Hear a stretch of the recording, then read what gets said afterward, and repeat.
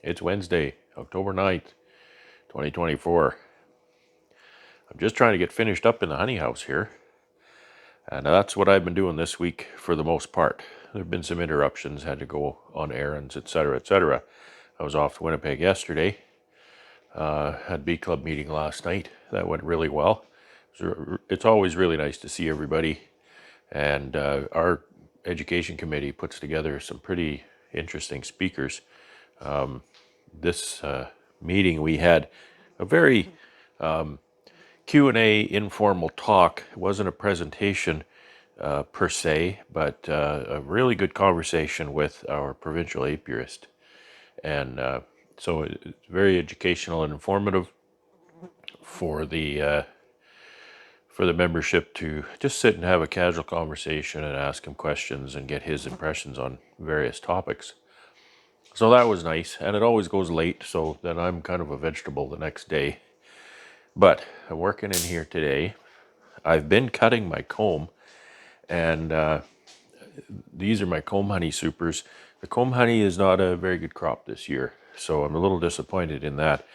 You know, I got a good yield overall for honey, but I didn't do the comb honey correctly for some reason. I don't put a lot of thought and effort into comb honey, and that's, I guess, I'm getting my just reward for that. But I packed maybe half of it earlier, and I ran out of trays to put it in, so I bought some more trays. They're in this bag here, but I'm not going to be able to pick that up right away, because also what I've been doing is I've been rendering my wax. I have about 16 pails of wax this year, and I've emptied a number of them already into the melter, and that does two things. It not only melts the wax, but it separates the last dregs of honey from the wax. So this ends up being melter honey. It's slightly darkened, but in the interest of time, I just intentionally do that. I separate it, I melt the wax, separate it, pour off the honey, and I do have a limited market for that, to a buyer that can use honey that's just a little bit darker. It's not black, it's not awful, but anyway. So that's what these two pails are here now. These two pails sitting right here. Those are melter honey. So I'm about to pour off some of that right now. It's mostly full of wax now, molten wax. And I'll pour that through a strainer, just a metal strainer. It's not a super coarse thing, but just to keep any chunks of slum gum and stuff out of it. So I'll show you how I'm doing that. The wax isn't even 100% melted in there, but most of it is, so I already have good separation. And remember your physics, wax is far lighter and less dense than honey, so the honey will go to the bottom, and I can pour that off first. So this is not rocket science. It is hot though, so you have to be careful of that. And this, yeah, it's kind of a messy old strainer, but you know, there's nothing in here that didn't come out of the honey. Of course, the wax often clogs the valve, so it starts pretty slow. So you can see that honey is a little dark, but it's not too bad.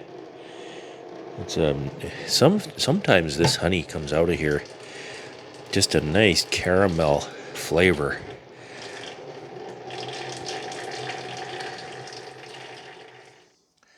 Okay, I've gotten all of the honey that'll come out of there. There's a lot of wax that's not melted yet, so I'm going to try to carefully put a few more pails of wax cappings in here. It's very hot, and molten wax on top here, so I don't want to splash myself. This gets pretty dicey, pretty dangerous. The pails of wax are in my warming cabinet, And I warm that up to, what have I got it set? I think 47C or something like that. It doesn't really matter. Get it nice and warm. The wax is soft and it comes out of the pail a lot easier. So I'll go grab some of those.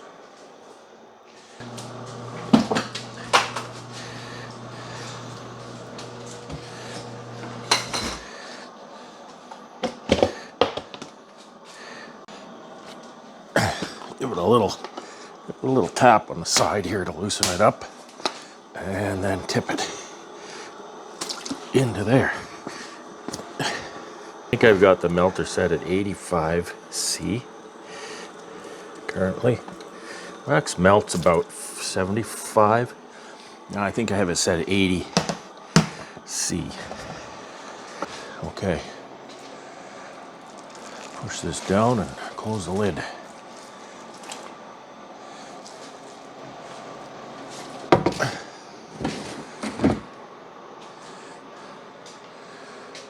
Okay, I'll let that cook for the rest of the day. Likely come back this evening and pour off some more honey. And then once that wax is melted, then I'll pour some wax. That's all for now. Pick this up again later on when there's something going on. Thanks for watching. I'm done working in the honey house for a while.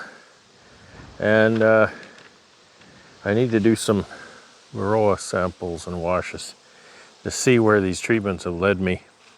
I'm sure hoping the mite levels are down. Now, there's always a margin for discrepancy because, you know, when you have a different person doing the washes, things can be different. And then when you have different fluid too, a lot of people are using Dawn dish soap, and I'll probably do that too, but in my camper I have a jug of methyl hydrate that I've been using over the years. So I'm using methyl hydrate. It's not even isopropyl alcohol, so I don't know how that measures up, you know, how that compares. So this is a problem. We've got 3 different people sampling these over the last 2 months, and I'm trying to make sense of the results. So these are doubles. I'm going to have to lift the second off with my Hive lifter, set it aside, and I don't know where, you know, if there's any brood nest at all. I don't know if it's in the top or the bottom or wherever, but I'm going to have to look and find out. And I've got a Pro Nuke here and a half cup measure to measure out the bees, just kind of as is the protocol. So let's get at this. I really hate that I know I'm stalling. I really hate this. I hate sampling. I try to get other people to do my sampling for me because I really hate it that much. But I couldn't talk anybody into it this time. So we gotta get the data. We gotta know what's going on. Okay, and I've got my hives marked here with a number that I've been using for a long time, and I've got the numbers marked down here on this page. I don't know if I'll do that many samples, but I've got, I don't know, what do I got, 6, 7, 8, 9, just ready. If I do that many, I can look at the results. Now let's have a quick look right under the top lid. It's been a long time since I've managed doubles. It's been a long time. So this is not a huge cluster up here. Just about that big right here. So that's kind of interesting. I wonder what's in the bottom of this.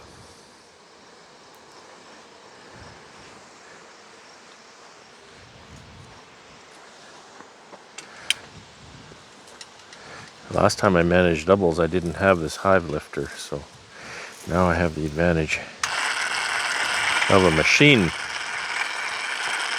to literally do the heavy lifting for me.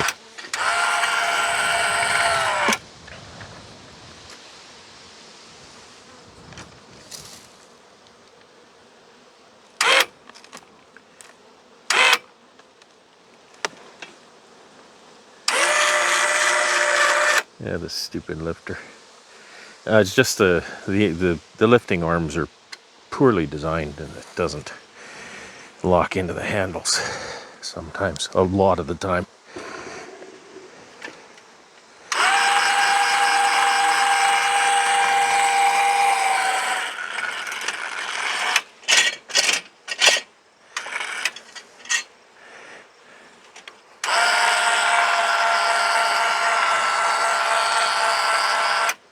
I want to show you what I'm complaining about with the lifter.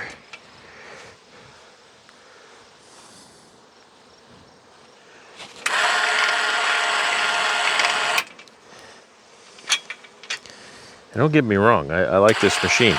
It's, you know, it's robust and everything. These arms are not robust. And that's the biggest design flaw, I think, of this machine is these arms. These arms are very flimsy. They can bend in this direction. You know, I can take that arm and easily give it a tweak inward.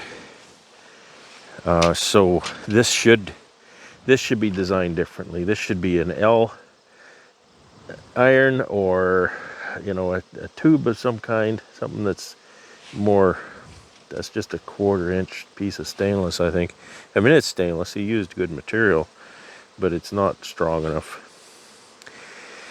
Now, he's got these guides here, and I get that. This guide runs right against the side of the box, and it gives you just enough purchase to have that handhold drop in. Now, another design flaw is this handle, when it goes down to its lowest point, it's flat or worse, right?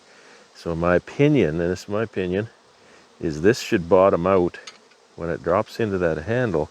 It should bottom out more in this position, right? So that it doesn't have the, you know, coupled with the fact that that's flat and this arm is flimsy, that can easily cam out. The box will push against this because it's flat.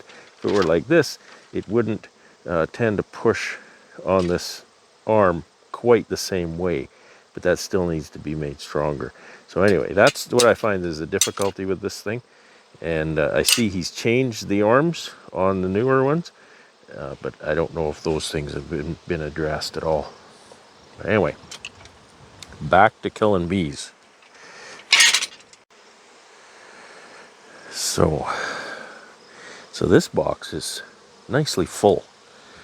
That's good to see. The bottom tablet has been in there longer than the top one.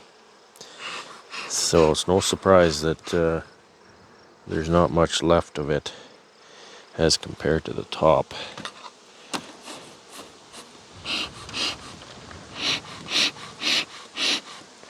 It's 22 degrees here today, a little breezy as you can see, and it's what is it, about 2 o'clock in the afternoon. The overnight lows are getting quite cold, so if I want to work in a 22 degree day, I can't do that before about noon or so. Okay, let's have a good look at this brood chamber, see what's going on. Now this particular hive, I do have a subset of hives that are not treatment. They have not been treated with formic. So we're going to see. Okay, so even on the story frame out here, got a good little sampling of sealed brood. Gonna shake that into my Pro Nuke here. I have to keep it out of the wind so it doesn't blow over.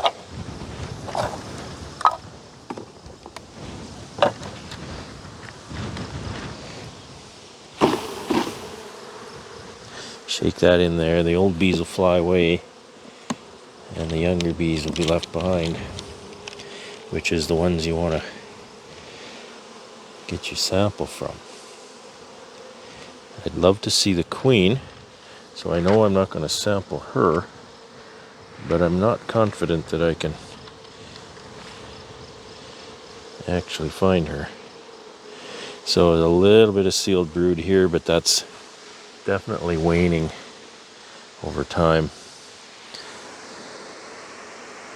There's some laying going on. There's 3 or 4 day old larvae in some of those cells, but they're definitely slowing down. So I'll take that one. I'm going to keep moving out here, see how far this nest goes out. So now those frames are not full of feed, so I would expect them to be. I've had syrup on these for a while, and they've really only taken 1 pail. That pail I just pulled off of there has a lot of syrup in it, so I need to keep feeding these at least until they take the 2 pails worth.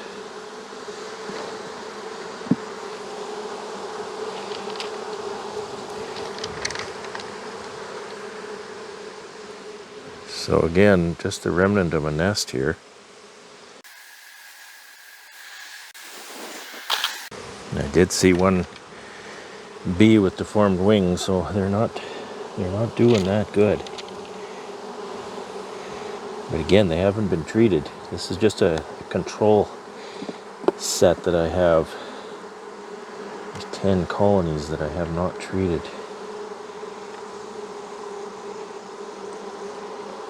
Trying to work out some theories in my head, and I've got to do some experimentation and some comparisons.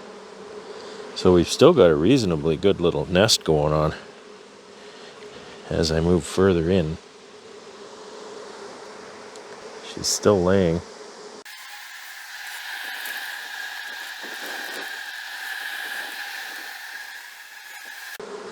They're really buzzing in there. They're almost buzzing like they have no queen.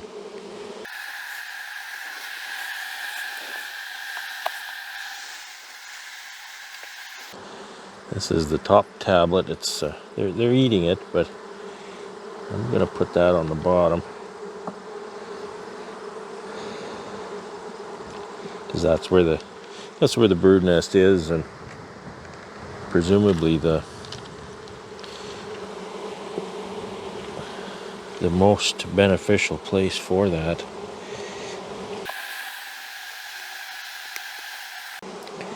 All right, so that's interesting to see that nest appearing that way on the 9th of October. So presumably now we have a box of young bees. They're not flying. There's not a lot of flyers when I do that. I really need to make sure my queen's not in here, if in fact there is a queen in this hive.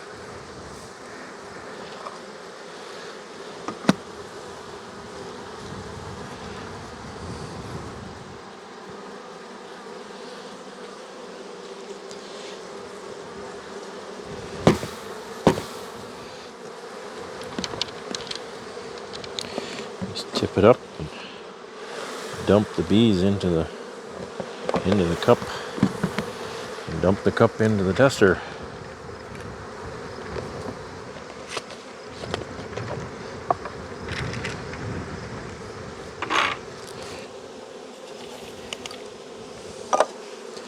Thank you for your service.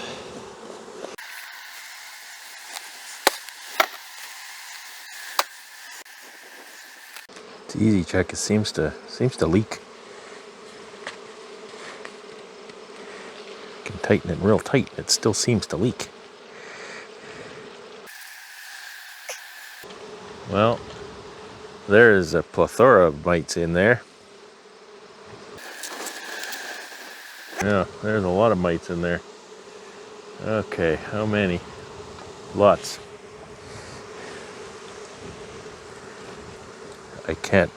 I don't know if I can begin to count them.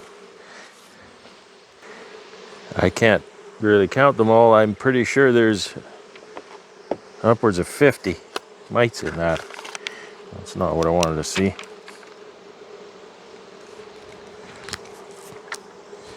So half a cup is presumably 300 bees. So you take a third of that. This is 45, a third is 15%. So it's more than 15%. That's pretty awful. That's pretty awful. Okay, when I get this second back on there.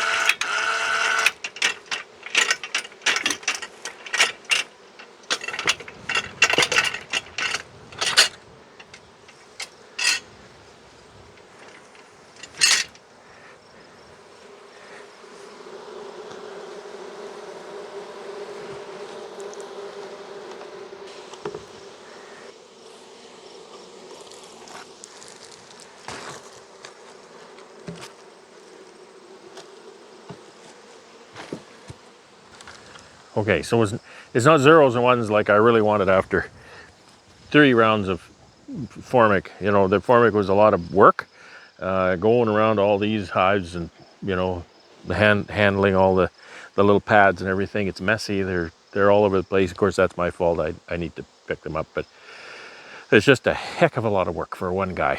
And I'm grumpy. I'm very discouraged by what I'm seeing here. I'm going to need to get out some oxalic acid here pretty fast, and I'm confident in that. Oxalic acid has always done well in October when we have very little brood. So I'm sure I can mop up these mites, but damage is done, right? It's kind of too late, but anyway, I'll tabulate what I did get here. I've only done 3 washes, but I'll tabulate that and I'll let you know kind of how that compares to what was going on. So thanks for watching. Hopefully tomorrow's a little better day. Take care. Have fun. It's Friday, October 11, 2024. You know, I get so exhausted sometimes.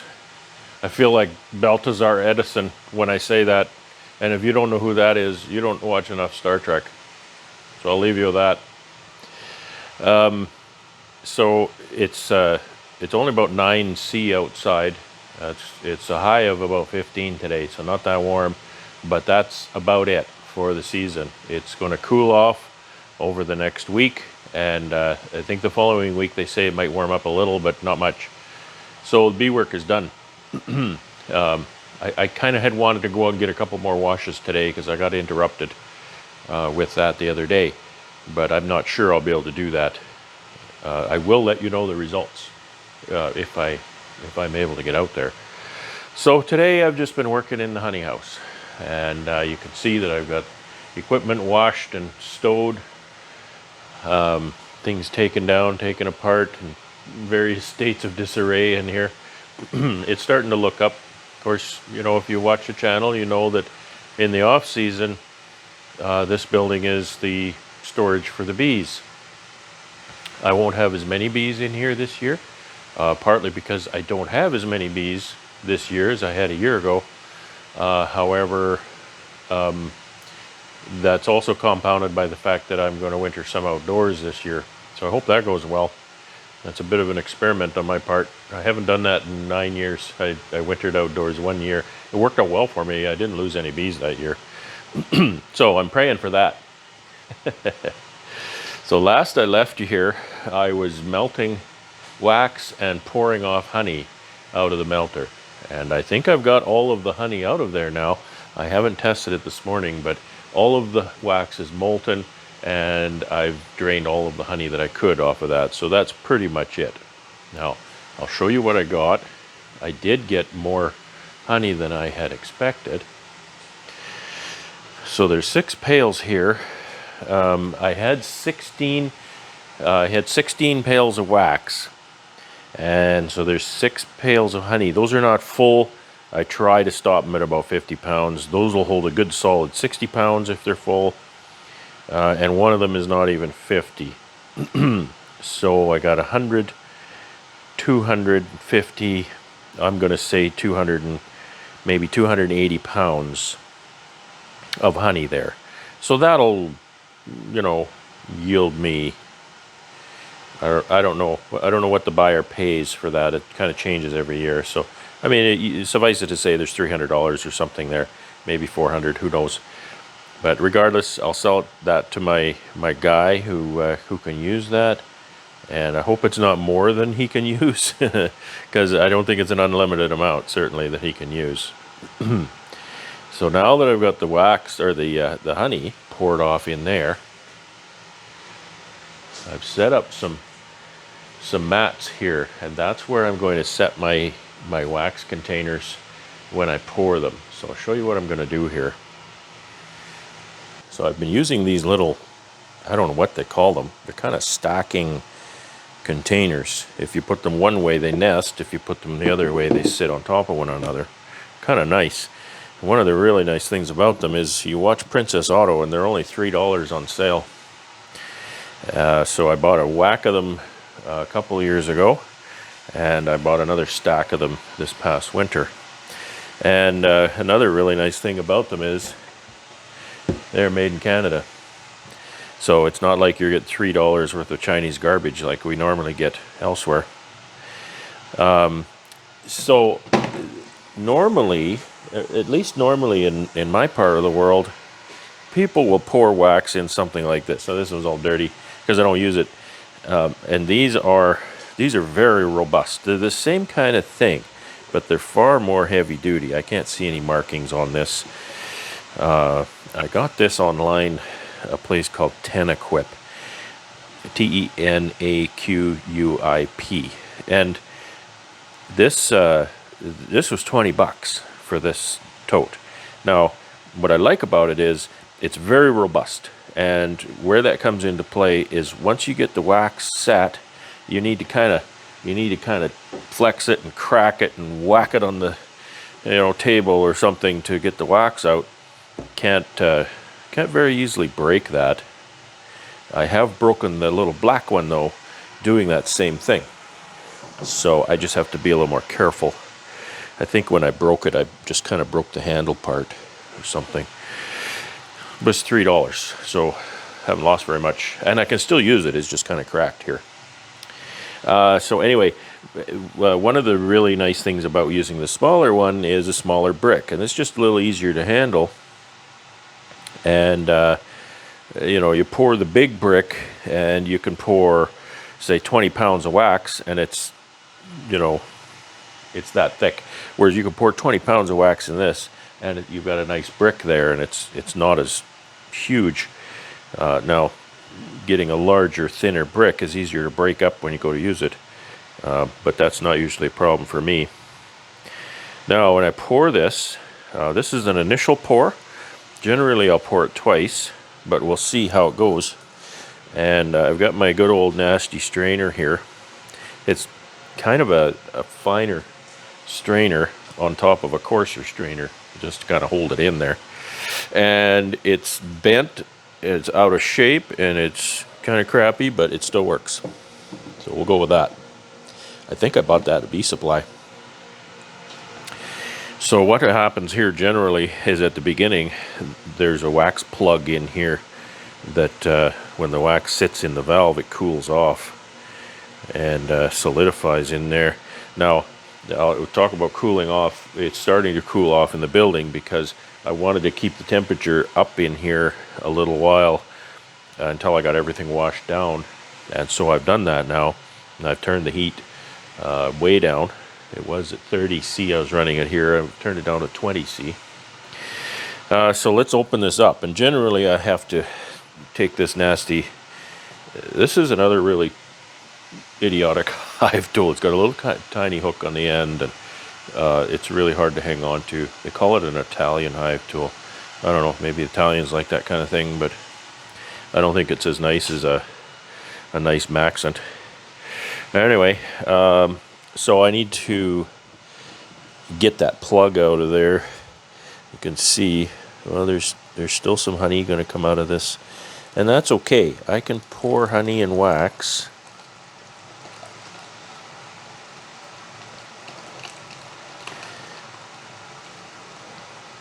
Well, there's a lot more honey in there than I was expecting.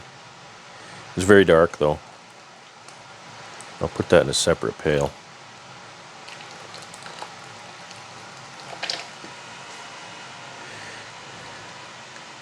And you can pour, like I could pour this and just keep the wax coming and pour it, and then the honey just sits under the wax. I'll take the wax off and then I can get the honey out. However, see, that's wax now.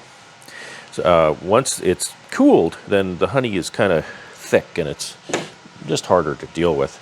So I'm going to get a separate pail and I'll pour that honey in it. You don't really need to see that, it's just honey pouring, but you're good enough to watch my channel, so I'll show you. Yeah, see, this honey's pretty dark. What I do with my buyer is I'll take a jar of each pail of honey. I'll lot code all these pails. I'll take a jar and I'll give him all these jars, and then he can tell me which ones he wants. And he can kind of give me a price too. He's good to me. Honestly, I don't really care what he pays me, because it's the only market I have. I will say that if you warm that honey in the melter to just the right point, you can get some pretty delicious caramel tasting honey out of that melter. I jarred a bunch of it up and I just gave it to my friends. It was so delicious. Okay, so again, we got a little bit of honey, but I don't think we're going to get much. Oh, the wax is coming out fast. I should probably put the other spout on this, maybe.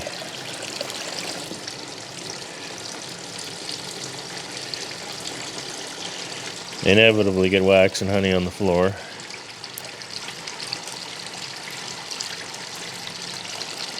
So again, the wax in there is hot, and so it'll pretty quickly melt the wax in the strainer as I pour.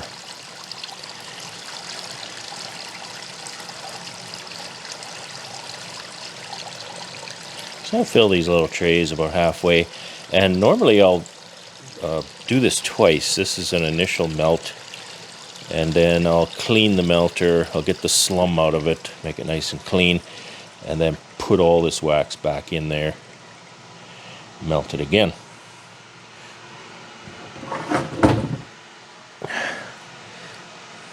For lack of a better place, I'll just throw that slum back in the top. Yes, you want to be really careful. It's hot and sticky. If it gets on you, it sticks to you right away. Now, here's the theory behind the mats. This one I poured earlier, and I didn't set it up perfectly, because this will be poured again. But I'll set these on these mats, and you can use cardboard. Just that I don't have enough cardboard, so I just employed these mats. And then once I get them laid out, I'll set cardboard on top. And what that does is it helps the wax not cool on the outside of the block too much faster than the inside, because you can see this is cracked. And I can see there's actually honey in this. See? You can see the honey running out from under it. Yeah, so anyway, I'll just put the cardboard on top, and that'll help make a nice brick. Okay, I just rinse and repeat a whole whack of times. There's this much wax in there. Okay, I've got 10 trays there.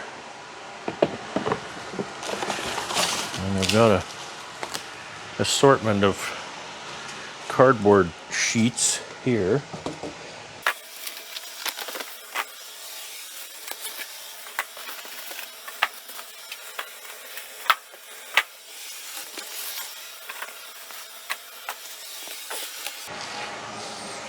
Got a couple more mats. Throw on here, hold that down. So what's going to happen here is I'm going to put this this big screen deal. It's a little bit heavy. It fits right down in there, and what it does is it'll hold all the slum down. Then I'll put some water in it. I'm not going to put a lot of water in it. I'll put enough water in it to make the slum, or to make the wax percolate up through the slum and sit on top. And then I'm going to shut the melter off. When it cools, I'll have a puck of some depth in there around the whole top area of the on top of the water. Then I can, when that's cool, I can pull that off. It'll have slum on the bottom of it, which I can manually kind of scrape off. Then I can pull the slum out of the melter, clean the melter up a bit, and then put all of the wax I just poured back in it. And then what I do then is I will put a bunch of water in it up. I don't know if you can see. Yeah, there's a mid tap over here. So I'll put water in this up to about an inch below that mid tap. And what that will do is it'll give me water up to the bottom of the wax, and then it'll be a wax band above that. So there's going to be slum that sits on the bottom of the wax and slum that sits on top of the wax. So the band of wax that sits right at that mid tap is where I'll be pulling the wax out for my final pour, and it'll be far cleaner.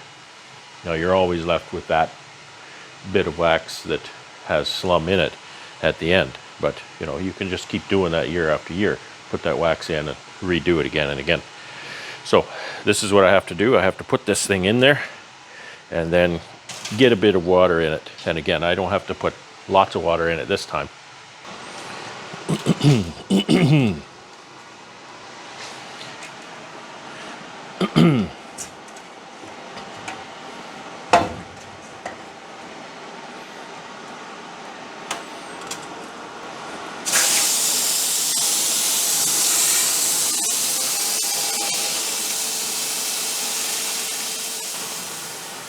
Okay, might not look very appetizing, but that's what it is. So I've got about 1.5 inches of water above that screen. And now I'm going to put the lid on this, and I'll cook it for a good day. I can come back here tomorrow, and when I come back tomorrow, I'll just shut it off. And then it'll take at least another day to cool. I'll take the lid off to help it cool. This is a very well insulated wax melter, as is the lid. You've seen me lift this lid, it's quite heavy.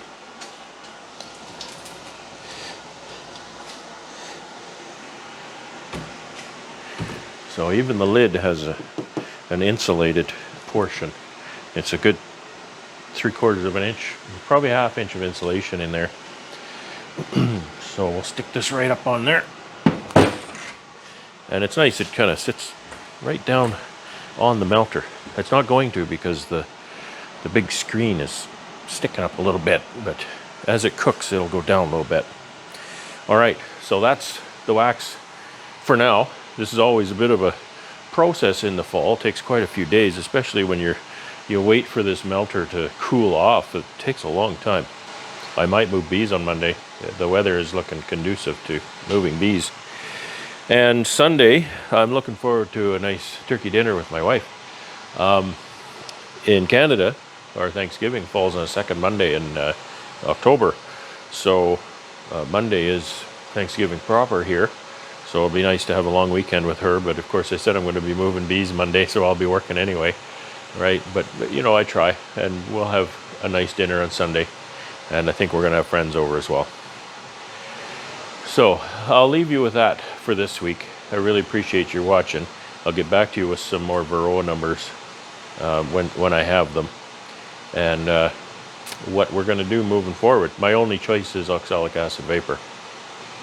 So I'll be doing that. But I'll be showing you my new Instant Vap Mini. I'm really looking forward to using that little tool and see how well it works for me. Thanks again. Take care and have fun. I ended up with 10 bags of sugar I don't really need. So I had a choice to make. I could mix it up into syrup, or I could just try and store the bagged sugar. I don't like trying to store the bagged sugar because it goes hard over the winter. I don't have, perfectly climate controlled storage area. So I decided I'll mix it up, and then I'll just put some Pro Health in it, and I know that'll keep it over the winter. I can feed that in the spring. So there's 10 bags of sugar, so that's 100 liters of syrup, or 100 liters of water, which is, that's 200 to here, so it's about halfway up there. I've taken pretty much all the syrup out of here. There's almost nothing left. And I wanted to get the water out of here into here because, as you may recall, I was using this tank for washing out the sea can. I put way too much water in it, as you can see, so it'd be nice to use it for something. So I just employed a good old-fashioned siphon. Since the water level is here in this tank and way down there in that tank, the atmosphere pushing on that one and the weight of the water on that one will drive the water out the hose. This is the shortest hose I had on hand, and then back up and into the tank. The trick is getting the end of the hose below this level before the water drains out of it. And I got that first try. So it's now siphoning into that tank. That'll take a few minutes. It's dripping there. It's just water. When I'm done, I'm going to drain that tank on the ground anyway. I've got no use for it, unfortunately. So then I'll get that tank off the trailer, get the pump going, and get some more sugar in this tank and mix it up. So that's what I'm doing to end this week's vlog. Take care and have fun.